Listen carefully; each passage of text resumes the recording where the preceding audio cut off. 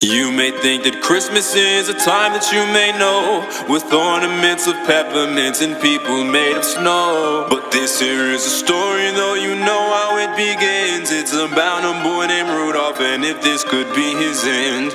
Bullets flying, Rudolph thought it was over. Can't even move cause he's standing in shock. Looking around, they see blood on the sofa, but Rudolph surprised cause he ain't even shot. Turns out his uncle had crap in the building. If Dolph was in trouble, he needed a check. He saw the mother was ready to bust, so he pulled out his pipe and he laid her to rest. Bang! Unc said that we gotta go cause I'm hearing the sirens, police on the way.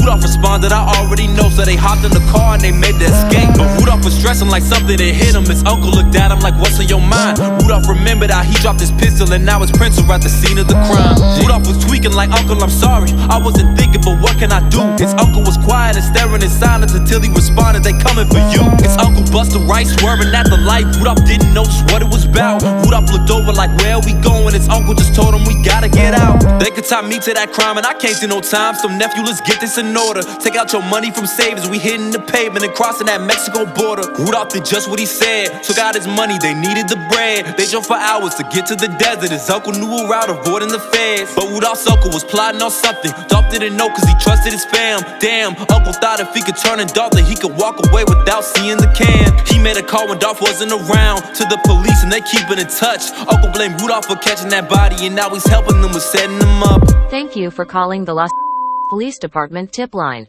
If you'd like to report a crime, please press 1. Now that Mexico border in sight, Rudolph thinking he might be alright. And his uncle is playing it cool, but he started to feel guilty for taking his life. But too late to be worried now. They drove to an abandoned town.